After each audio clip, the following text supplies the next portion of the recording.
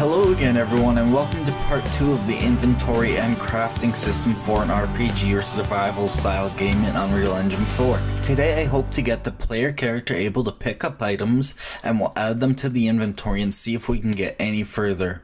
Without further ado, let me reintroduce myself as Insomnia from Unreal Tech, a division of Blender Tech, and welcome to another video. If you learned something, consider liking the video and consider subscribing for more videos. And lastly, don't forget our motto, create your way. So with that said, let's get started on part 2. Let's hop right into the first person character class and get to work. So in the last video, we set up 2 functions and a variable. So we set up max use distance, and we set up trace item, which will use a ray trace to hit an item and store it in a variable so that we can interact and do stuff with it. And we also added the function add to inventory, so which will take the ray trace, aka the line trace item that we stored in that variable, and then we'll add it to an inventory array with all of its details and then destroy the item. So let's fill out these functions. So let's start off with trace item. This is a pretty standard ray trace that we'll be doing. So we're going to do a line trace by channel. We'll connect these up, start that in a corner, get that all nice and clean. So we need a start and an end. So we want to start at the first person camera. So that's obviously where our crosshairs start. And we want to get world location, drag off the first person camera, get forward vector. And then after, so this is the starting one, so that can go straight to start. So it's going to start at the location of the first person camera, so front and center, right where our crosshairs are. And it's going to end straight ahead where we're looking at our max use distance. So what we need to do is take the get forward vector, take the return value, and type in an asterisk for multiply. We want to go vector times float. And then we want to take this, we want to add, so type in the plus symbol, we want a vector plus vector. So we want to add this to this result to our starting vector. And we want that the other way around. And then we'll plug this one into our end. And then in here, you could type your value in, but to make everything dynamic and easily editable, we're going to take max use distance and plug it right into there. I like to try to keep everything clean and readable, but compact also. For now, I'm going to set draw debug type to persistent, or sorry, for duration will work for this, so that we can debug, and make sure ignore self is on. And then what we want to do is we want to take the hit, and we could just split the struct pin here, which I like to do sometimes, but since we're going to be breaking a lot of structures, we'll just get used to dragging out and typing in break so that we can break the struct. So we break the hit result, and we're going to do a branch. And so coming off of this branch, the condition is going to be the return value, and this return value is did you hit anything or not. So so true is a hit and false is no hit. What we need to do is we need to create a variable. So add a new variable, and we'll just call it, say, trace. No, we'll say actor traced. Since I was going to do item trace, but technically we could use this to trace any actor, so that could be anything in the game, a pawn, like a character, anything. So I'll just say actor traced because its variable type is going to be an actor reference. With that variable, what we want to do is we want to set it, so drag it out while holding down Alt so that we set it. So we want to take actor traced to hit actor. So whatever actor the line trace, the ray trace hits, will get stored in actor traced. However, if we don't hit anything, then we want to do the same thing. We want to set actor traced, but we want to set it to nothing, just like that. Alrighty, so we'll bring this one over, comment, so we trace from our view out to length of max use store the hit actor in actor traced. Alrighty, cool. So compile and save, and we will go back to the event graph and let's test that. So I commented this is all the stock. So what we want to do is we want to add a way to test that. And so we might as well go ahead now and go to edit, project settings, and under input we want a new action mapping. So hit the plus sign. You can read what an action mapping does up here if you don't know. But anyways, we want interact. We want that to be E. E is a very standard use key, but of course you could choose any key you want. So interact is going to be E. So we can close that off, and in our first person character event graph, we will whoa, my mouse is going crazy. We will right click and we'll type interact, and you'll see action events interact. So when pressed, we want to call the trace item function. I won't do anything right now other than store it in actor traced, but we will be able to see the trace. Excuse me, so let's try it out. So let's hit play and let's just hit E, and as you can see, it shows us the trace that we did. So that works perfectly. Awesome. So with that, we can actually use it now. So when we press E, we want to do our trace, which stores it into the variable, and then we want to add that variable to inventory. So we want to call our add to inventory function. However, we haven't set that function up yet. So open up our add to inventory function. And so what we want to do is we want to drag in actor traced as a get. So hold down control and drag it in. So we want to get actor traced, take actor traced, we want to cast our actor traced, which will be just a regular actor. So an actor can be casted. Did I say trace? Casted into another actor class. So BP. Okay, sorry guys, so all I had to do was go into BP item master and hit compile for some reason. So now, back into add to inventory, we can drag off actor traced, cast to BP item master. So that's gonna cast whatever actor we traced to into BP item master. Now the cast, if it fails, doesn't matter, so we don't want a debug string. We want to take item master, however, and we want to get item data structure, so the struct that we made, and we want to break that. And after that, we want to, well, first of all, we're going to need to create another new variable called inventory, since this is add to inventory. And the inventory variable is going to be an array of our structure, so s_item data. And with that variable made, we can now drag it as a get, so hold down control and drag it in.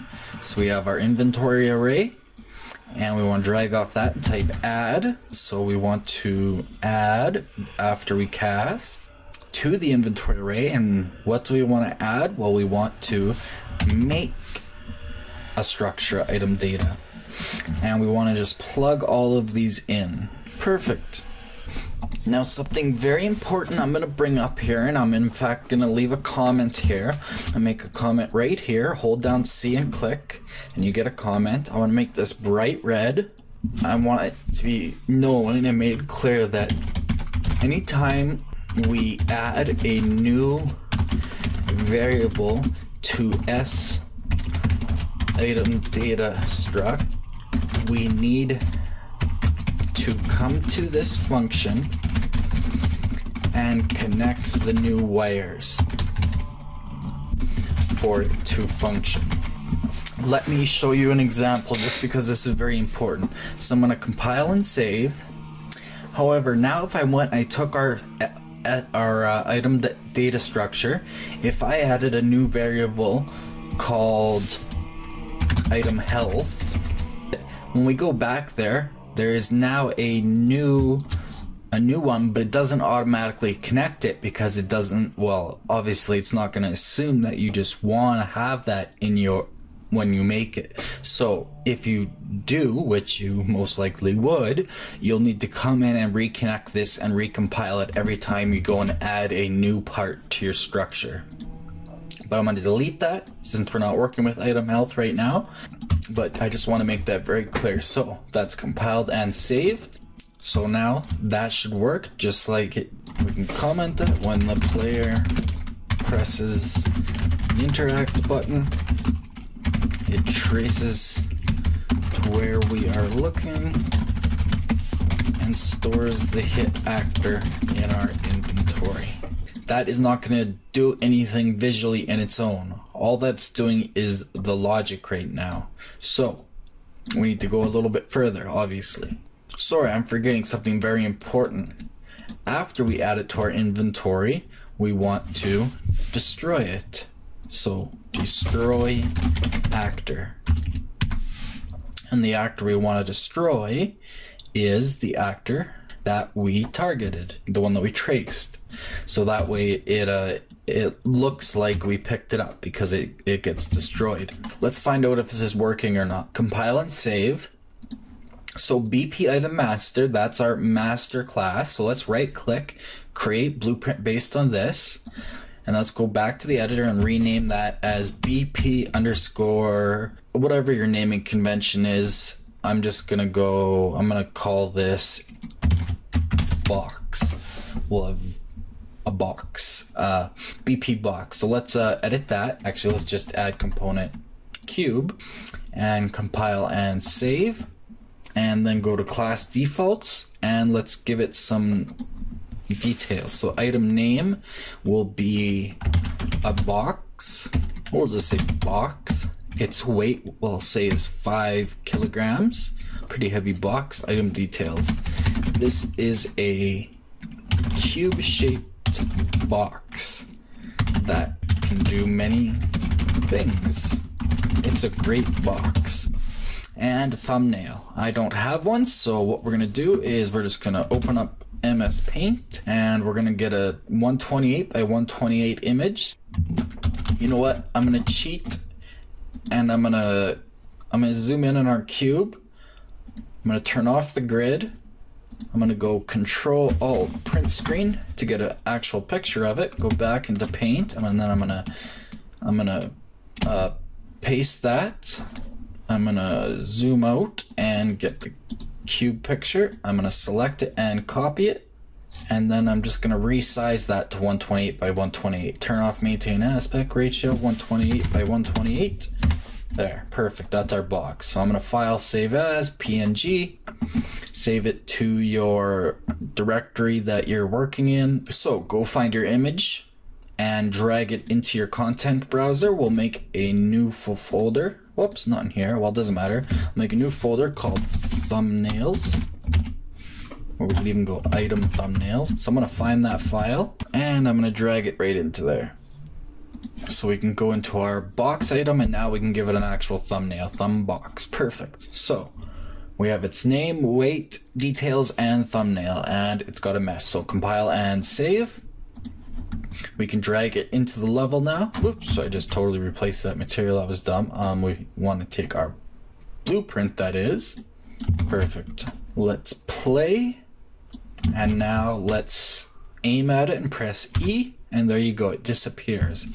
But how do we know if it was added to our inventory or not? Well, we can test that very quickly by going into first person character, and before destroy actor, what we can do is we can do a print string, we can do a debug, and what we'll print string is this is the return value, so this is the item that we got, so get, and we want to get from the inventory array, and we get that specific item, break item data, get the item name, and print that string, and then destroy the actor.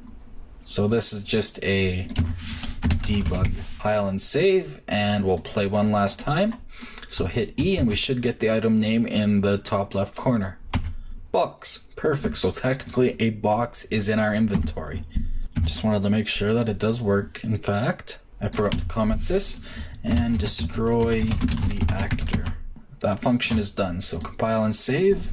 So let's get the GUI actually working then. So we'll just make sure that's compiled and saved. And let's go into the GUI folder and inventory and open up widget inventory main. And so what we want to do now is start getting this to actually work. So first of all, let's go to the graph. Now we need to access all this data from our character, the inventory. Yeah, the inventory is it for now. So in our widget inventory main, to access that data, we'll need to cast to it. So we want an event on construct. So basically this is like an event begin play, but for widgets. So it's whenever this widget is created, do this, but only once. What we want to do is cast to first person character, and we want to cast into first person character get player controller. Sorry, I think that'll work, but get player character. And just to make sure it works, we'll do a print string. That way we'll know where to look if that cast does indeed fail, but it should be fine. And then what we want to do is, as first person character, we want to right click and promote that to a variable. And we'll name that 1p car for first person character. That way we can reuse this first person character variable over and over and over. So we'll just comment this. There's other ways to do this, but casts are actually the most efficient way to do it. And next, what we need to do is we want to fill our inventory with a list of items. Now we could go ahead and just add text for every single inventory item that says the item's name, but that only works so far. It would make a great prototype, but it's not very dynamic. We want this setup to be as dynamic as possible, and we want it to work well with our crafting system when we get there. So what we're going to do is go back to the editor, and in the inventory we want to right click, we want to create a new widget, user interface widget blueprint, widget, so w underscore, and this is going to be inv, it'll be a button. Yeah, it'll be something you click on, so we'll go in button. And so in here, what we want to do is we want to add a button. We need something that will, so get rid of the canvas panel. We'll use a vertical box. That should work. So add a vertical box to the root, and then a button. There we go, that goes all the way across. And then add text onto the button, and we want it to be justified to the left, and we can just set that to item name goes here, just like before, because we know that's going to get changed dynamically. And I want to set the opacity of this button very low. I'll leave it a little bit visible so I can show you why. So go to background color and set the opacity to like 0.25 maybe. Yeah, so that it's see-through, but we can still tell it's a button, but we'll change that after. I'll show you why. So anyways, compile and save that. And then in its graph, we want to add a new variable called, I'm going to call it first person car underscore button, just so that I don't get confused. And that one will also be that one will be a first person character object reference, which we will set. So compile and save that. Back in the widget inventory main, what we want to do is, again, make sure your scroll box inventory list is a variable. Go into the graph, and so on event construct, after we cast, what we want to do is do a for loop. All you can do is just hold down F and click, and you get a for each loop. So we want to do a for each loop. Drag that out. So what we want to do is drag off first person character. In fact, that's new to blueprints, but we'll use it. Drag off of that, just because it's right here, it's handy, and type in get inventory, and we'll plug that right into the array that we're going to do a for each loop of. So for each item in the inventory, we want to well, the loop body. So what it will do for each one, we want to create widget, and the widget we want to create is the one we just made, which is the inventory button. And off that return value, we want to drag off and set first person character button. We want to set that to that value we casted, first person character. So we want to set that to first person character. So take first person character and do a getter and connect that up. And oh, I'm forgetting something. Going back to the button, we also need a new variable called s_item data.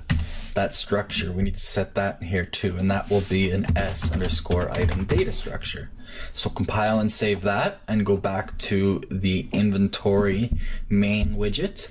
And we also want to drag off here and we want to set that one as well. So set s_item data, and we want to set that to the array element. So take the array element, as you can see it's an s_item data structure, and drag that all the way over to the setter. And it can be quite hard to see this, so what I like to do is use reroute nodes and then drag it in so it doesn't get lost in the mess here. This will become messy very fast. So we want to connect these execution wires, and then what we want to do is with that widget created, we want to add child. So type in add child, and it won't show up. So you turn off context sensitive. You want panel add child. You don't want any of these other ones. You want just a regular add child. And the target, so the target that we want to add, what we want to add a child to is our scrollbox inventory list. So, and the content is going to be the button we created. So take the return value of that. I'm going to actually reroute that one too. So reroute. So that's basically saying what are we adding as a child. And then we'll just make ourselves a little debug string, print string. Perfect. So compile and save that. And we will comment it out. First, we want to test it though. So let's go back to our first person character and let's create a way to actually open the inventory. So the same way we set up the interact input action, let's go to project settings. So edit, project settings, input, action mappings, plus let's type in open inv for inventory. We'll set that to a key. How about I for inventory? What we want to do now is right click, open inv, the action event, and we'll probably move this to the HUD class after. We're just doing this for testing. When we press it, we want to create widget. Actually, let's just do a flip flop. That way we can open and close it for right now. First time we press it, we want to create a widget. The widget we want to create is our inventory main, our inventory screen. The owning player is get player controller. Since we're not in a HUD or widget class, I believe you need that, if I'm not mistaken. And then the return value, we just want to drag off and type add to viewport, just like we did when we were testing in the HUD class, and I'll connect it for you. B, so that'll be the next time you press I or the input action, open inventory, we want to remove from parent. And that won't show up, so we have to turn off context sensitive, and the target is the return value of the widget that we created. So we'll remove it from the screen. So compile and save. Let's give this a test. Let's hit play. First, let's test if our inventory opens. Let's hit I. You can see all items added to inventory because there is none. And as you can see, our inventory opens just fine. And when we hit I again, it closes. So let's try adding an item. So let's take our box and hit E to add it to the inventory. Press I to open the inventory. And as you can see, we got a button. Item name goes here. So it added it to the inventory, but we didn't get its name. So let's quickly finish the video off by setting that up. So go to the inventory button widget. So as you can see, it added it just fine. The logic worked, but we got item name goes here. So we're going to create our first binding. If you've never done a widget binding before, it's very, very easy. All you do is you take the text here and you'll see it has bind beside it. You can bind almost anything in here. So press the bind button and press create binding, and it will create a function. And so what it's doing is now it's saying the return value is what that text will get set to. So if I set it to item name goes here, we would see no change. You also notice that the function is called getText0. We need to rename that to something or else we'll get lost. So let's set it to item name setter, or more of a getter. So what we want to do is we want to drag in the item data structure as a getter. We want to break it.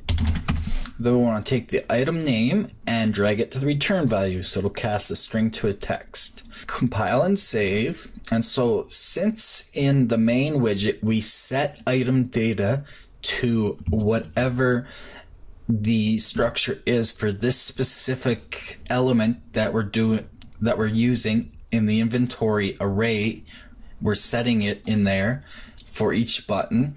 It'll dynamically get the item name when it's created and set it. So let's test that out.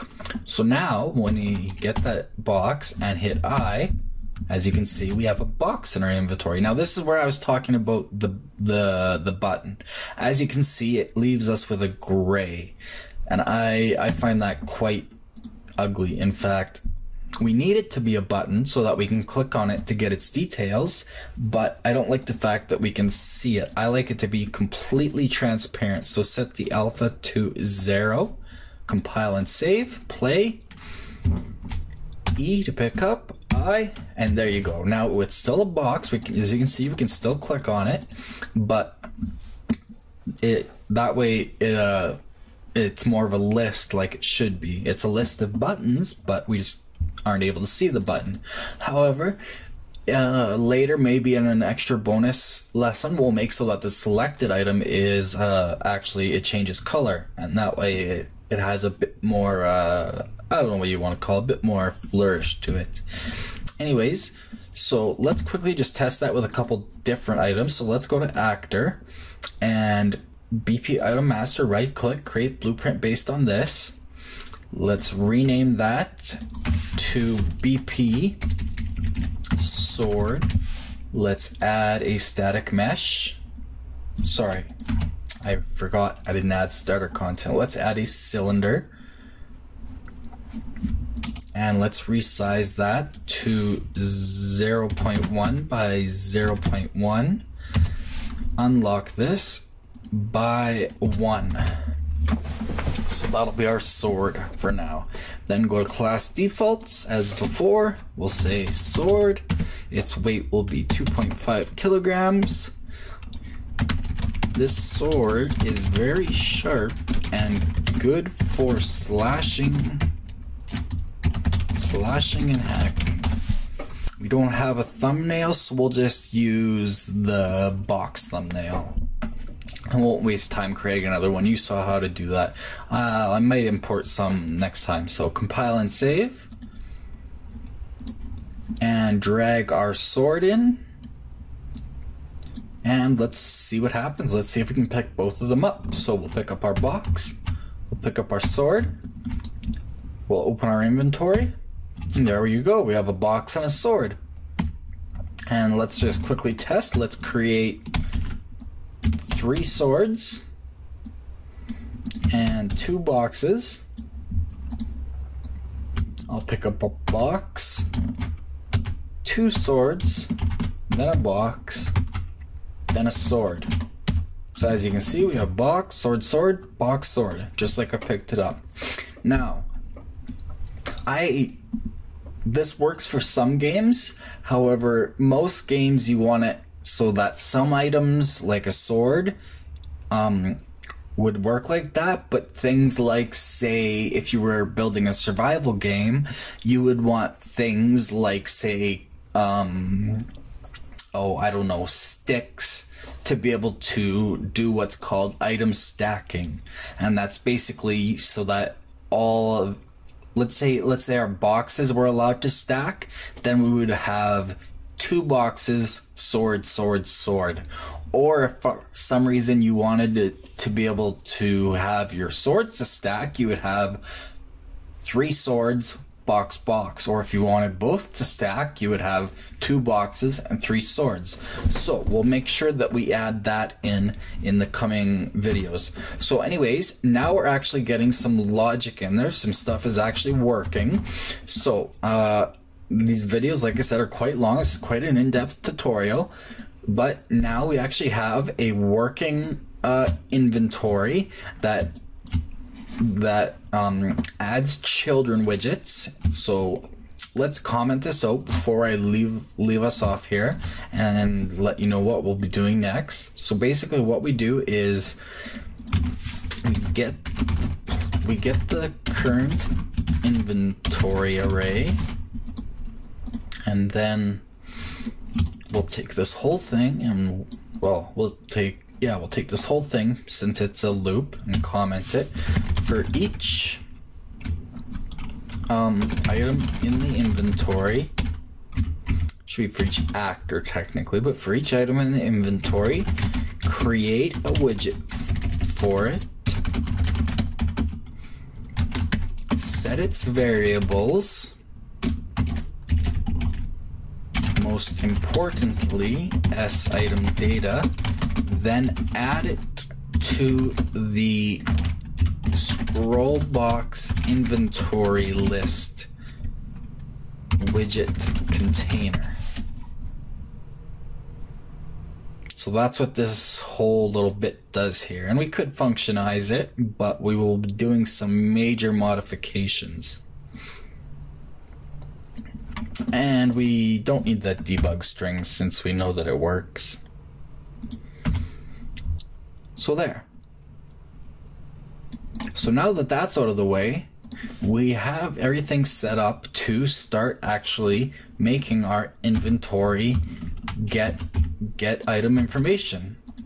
So in the next video, we will set it up so that when we click on one of these, what it does is, and I'm going to get rid of the fact that we can still do that, and the fact that we need to hit Shift F1 to get our cursor. I'm going to fix that too, show you how. But so that when we actually click on one of these items, it sets all these details as well as the picture. And we will also set it up so that when you open the inventory, like I said, you can do all this, but if you notice, we can also move around. So we'll set it up so that if you don't want that in your game, because not only is that hard to see, but that's kind of unrealistic. In real life, would you be able to like go through your backpack as you're walking?